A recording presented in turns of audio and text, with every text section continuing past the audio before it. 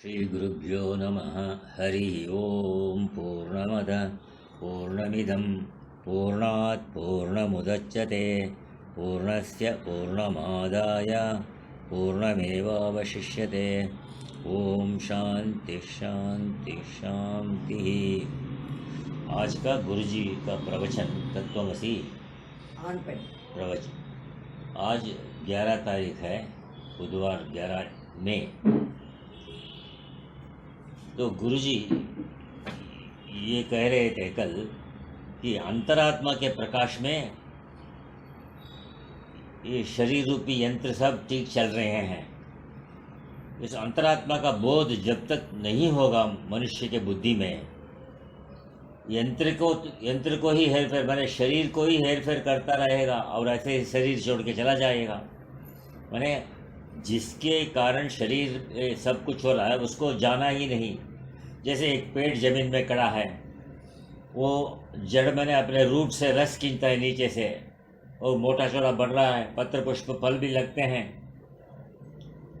तो वही वृक्ष थोड़े साल के बाद खड़ा खड़ा सूख जाता है। क्यों? अब उसको रस नहीं मिलता है।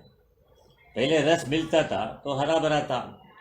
तो जो जीवनी शक्ति, जो जीवनी तत्व जो है ईश्वर, वो पीछे हट गया। पेड़ से रस खींचने की शक्ति खत्म हो गई। तो इसलिए रस की ऊपर तक गति का जो नियमता है उसको आत्मा कहते हैं। शरीर ये पेड़ के आत्मा है। तो जब आत्मा उसको छोड़ देता है तो सूख जाता है।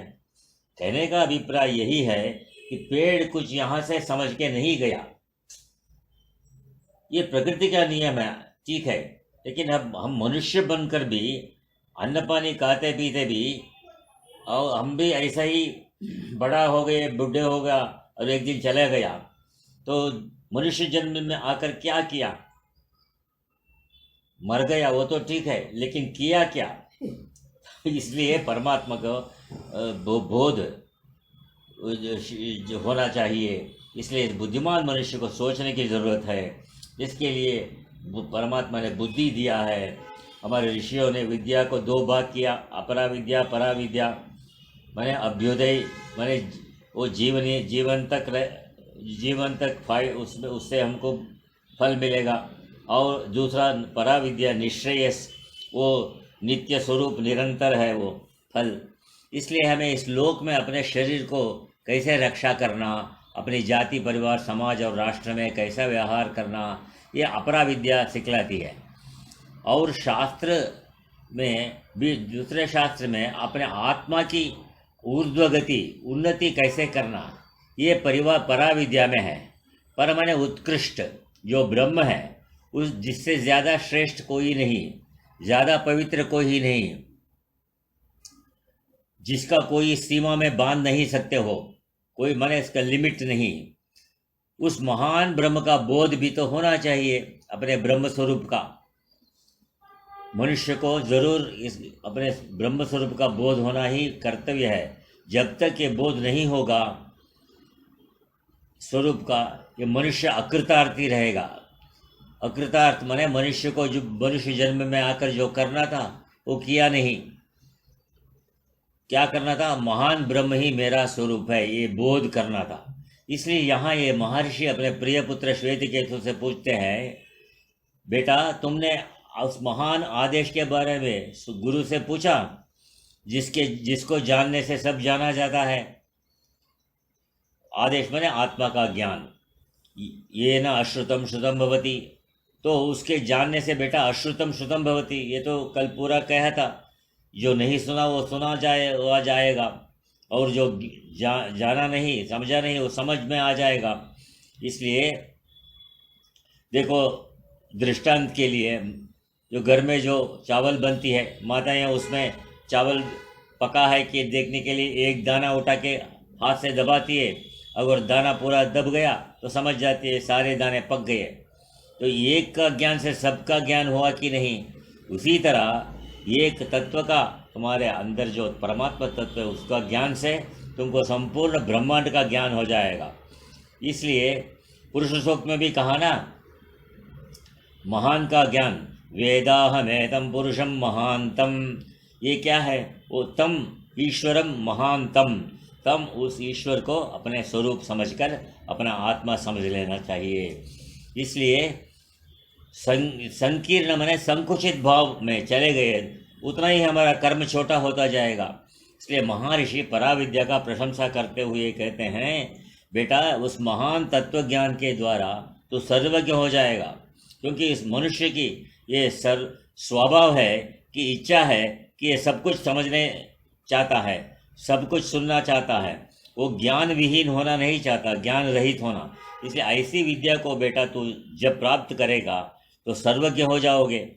श्रुति भगवती कहती है परमेश्वरम प्रतिपद्यते। तो क्या है परमेश्वरम? कभी प्रतिपद्यते, परमेश्वर को जान जाएगा। सयोह वै तद अच्छायम अशरीरम अलोहितम शुभ्रम अक्षरम वेदयते यस्तु सौम्य स सर्वज्ञ सर्वो भवति। तो श्रुति कहती है परमेश्वर मने परम मने निरतिशयम, निरतिशय मने समम, ज़्यादा नहीं कम भी नहीं। इसका मतलब क्या? समम। परमेश्वर का अर्थ है जो सभी में ईश्वर जो सम रूप में है उसको परमेश्वर कहते हैं। उस परम अक्षर तत्व को जिसका विनाश कभी नहीं, ऐसा अमृत जो तत्व है उसको अपना स्वरूप जानेगा और सर्वज्ञ हो जाएगा। तो ये तत्व कैसा है जी? पहले जिस छाया नहीं, उस तत्व का छाया नहीं, छाया माने शैडो, छाया साकार वस्तु की होगी, इसलिए उसको अच्छायम कहा। निराकार का कोई छाया नहीं। तो अशरीरम कहा, दूसरा शरीर कोई नहीं, शरीर भाव से परे तत्व है। शरीर भाव कल्पना करेंगे तो तीनों शरीर सामने आएंगे कल्पना करने से, इसलिए कल्पना बंद। तीनों शरीर क्या है? कारण शरीर माने अविद्या, सूक्ष्म शरीर और स्थूल शरीर। ये तीनों शरीर पूर्व जन्म के तुम्हारे ज्ञान के अधीन जो कर्म बने हैं उसके अनुसार ये मिलेगा। इस स्थूल शरीर की एक सीमा है। कर्म जो भी होता है उस सीमा में होता है, माने असीम कर्म कोई नहीं, ज्ञान ही असीम है। कर्म वासना से नियंत्रित है। वासना माने इच्छा, सीमा के इच्छा के अधीन है कर्म। तो इसलिए मनुष्य जन्म में ये भी एक कर्तव्य है, जो भी इच्छा करो तो अच्छी वस्तु की इच्छा करो, क्योंकि इच्छा के माने वासना के अधीन ही कर्म होता है। वासना बुरी करोगे तो कर्म भी बुरा होगा तुम्हारा और फल भी बुरा मिलेगा। ये सीधी सी बात है। इसलिए सिद्धांत में कोई पक्षपात नहीं। कोई भी हो, चाहे बड़े से बड़े पद पर बैठा हो, किंतु उसका इच्छा वासना बुरी होगा तो कर्म भी बुरा करेगा, उसका फल भी बुरा होगा। तो छोटे से छोटा भी है, गरीब से गरीब भी है, वासना अच्छा करेगा तो अच्छा कर्म करेगा, अच्छा फल मिलेगा। इसलिए दूसरों का भला का वासना करो, इच्छा करो, माने मंगल तत्व को जाने का इच्छा करो सभी में। महर्षि वेदव्यास इसलिए कहते हैं लोक व्यवहार में भी आत्मन प्रतिकूलानि परेशान समाचरेत। इसका मतलब क्या है? आत्मन प्रतिकूलानि परेशान समाचरेत। तो जो व्यवहार मेरा अनुकूल नहीं, ऐसा व्यवहार दूसरों से मत करो। इसका मतलब धर्म का ये गूढ़ रहस्य है, सुनो और उसका निश्चय भी करो। इसको घर में लिख के रखो। आत्मना प्रतिकूलानि परेशान न समाचरेत। ये तुम्हारे व्यवहार में पालन करने का धर्म है। तुमको अच्छा जो नहीं लगता वो किसी को भी अच्छा नहीं लगता, माने खाने का चीज़ नहीं है व्यवहार। इसलिए तुम इस रहस्य को सुनो कि तुम अच्छी आसना करोगे, अच्छी इच्छा करोगे तो अच्छी क्रिया होगी, उसका फल भी अच्छा होगा। देखो, जैसे तुमको तुम्हारा अपमान करना तुमको अच्छा नहीं लगता, दूसरा तुम्हारे से झूठ बोलना अच्छा नहीं करता, दूसरा तुम्हारे से ऊपर क्रोध हिंसा करना अच्छा नहीं लगता, दूसरे अपना को छोटा समझना इच्छा नहीं करता। तो इसी तरह जो तुम इच्छा नहीं करते हो दूसरों से, वैसा तुम भी दूसरों से मत करो। इस दृष्टि से जो तुम्हारा स्थूल शरीर है ये कर्म के अधीन है होने पर भी ये बदलता रहता है, इसलिए आता जाता रहता है कर्म के अनुसार। लेकिन तुम ये आत्मा न प्रतिकूलानि परेशान न समाचरित करोगे तो ये तुम्हारा बुद्धि को शुद्ध करेगा, तुम्हारा सत्व शुद्धि होगा। किंतु तुम स्वरूप से तो ये सब अच्छायम अशरीरम, शरीर से परे हो तुम, अलोहित माने तुम्हारा कोई वर्ण नहीं, शक्ल नहीं, तुम सब आकार प्रकार से परे हो, तुम्हारे ये तुम्हारा स्वरूप का वर्णन कर रहा है। ऐसे इस परम अक्षर ब्रह्म तत्व को जो अपना स्वरूप समझता है और दूसरे को भी समझाता है, वो सर्वज्ञ हो जाता है, सर्वरूप हो जाता है। सर्वभाव कब होगा? सर्वभाव तभी होगा जब माया और माया के विकार से तुम ऊपर उठोगे। सर्वभाव माने जड़ चेतन सब कुछ तुम्हारे बुद्धि है, बुद्धि में है, तुम्हारे से बाहर कुछ भी नहीं। इसलिए श्रुति कहती है ये स सर्वभवती। गीता में भी भगवान श्री कृष्ण कहते हैं योग के द्वारा सर्वात्मपना है और वो दूसरा ब्रह्म विद्या के द्वारा सर्वज्ञपना। तो योगी का बात अलग है, वो मन के द्वारा, मन निरोध के द्वारा दूसरे के मन को समझ जाता है, उसको इंग्लिश में टेलीपैथी कहते हैं। वो दूर स्थित वस्तु को भी समझ जाता है, किंतु सर्वभाव में तो आएगा नहीं योगी। सर्वभाव में आने के लिए ब्रह्म विद्या को ही जानना पड़ेगा, क्योंकि योगी सूक्ष्म शरीर के जंगल से बाहर तो निकलता नहीं। सूक्ष्म शरीर के जंगल से बाहर निकलेगा तो ब्रह्म विद्या से ही होगा। जैसे जागृत में आया तो निद्रा में जो स्वप्न देखते हैं तो हम उसको झूठा समझते हैं। इसी तरह तत्व ज्ञान में आ गया तो ये जागृत भी लंबा चौड़ा जो अपना जीवन मालूम पड़ रहा है ये भी एक स्वप्न ही है, ऐसा निश्चय हो जाएगा। तो आगे कहते हैं महर्षि बेटा कारण का ज्ञान हो गया तो कार्य का माने ज्ञान हो जाएगा, क्योंकि कारण के बाहर कुछ भी नहीं, तो कारण ही कार्य रूप में दिख रहा है।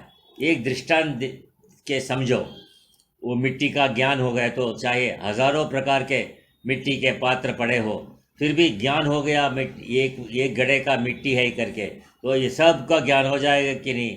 इसी तरह दूसरा दृष्टांत देते हैं गोल्डन बीड्स, लोहमणि। तो लोहमणि में एक मणि को देखा वो लोहे का, तो सब मणि लोहे का है ऐसा समझ जाएगा कि नहीं। इसी तरह सोने का 1000 किस्म का गहना बनाओ, वो सभी सोने का ही है। तो कारण क्या है? सोना है, और गहने का है आकार, नाम रूप है। इसलिए नाम रूप को समझने से पहले तुमको कारण को समझना पड़ेगा। व्यवहार में नाम रूप काम आएगा, ऐसा नहीं कि वो उसका कोई काम नहीं, व्यवहार में तो काम आएगा, लेकिन तत्व को जाने बिना तुम व्यवहार में जाने से तुमको ये फायदा नहीं होगा। इसलिए हमारा हजारों आकार डिजाइन सोने के हो, कंकन, चूड़ी, हार, नेकलेस आदि, वो सब प्रतीति मात्र है, नाम रूप है। सारे आभूषण मिथ्या है, इसलिए नाम रूप मिथ्या है, लेकिन उसका कारण जो स्वर्ण है वो सत्य है। इसी तरह ये जो जगत सृष्टि जो है, नाम रूप सृष्टि, ये मिथ्या है, तो इसका कारण ईश्वर या कहो ब्रह्म कहो, ये सत्य है। इसलिए सब गहने आकार प्रकार में होने पर भी सब स्वर्ण है। इसी तरह सब सृष्टि नाम रूप में होने पर भी परमात्मा ही नाम रूप के आकार में दिख रहा है। इसलिए अनेक दृष्टांत देता है उपनिषद। जैसे पानी ऊपर से बारिश आता है तो नीचे ज़मीन में बुदबुदे बबल्स आते हैं, जितने भी बबल्स होते हैं वो दिखने में अलग मालूम पड़ते हैं, लेकिन वो पानी से बाहर कुछ नहीं। इसी तरह वो पानी का बर्फ पड़ता है, वो भी पानी ही है, ये पानी से बाहर कुछ नहीं। तो कारण के बाहर कार्य कुछ भी नहीं। ओम पूर्णमद पूर्णमिदं पूर्णात् पूर्णमुदच्यते पूर्णस्य पूर्णमादाय पूर्णमेवावशिष्यते। ओम शांति शांति।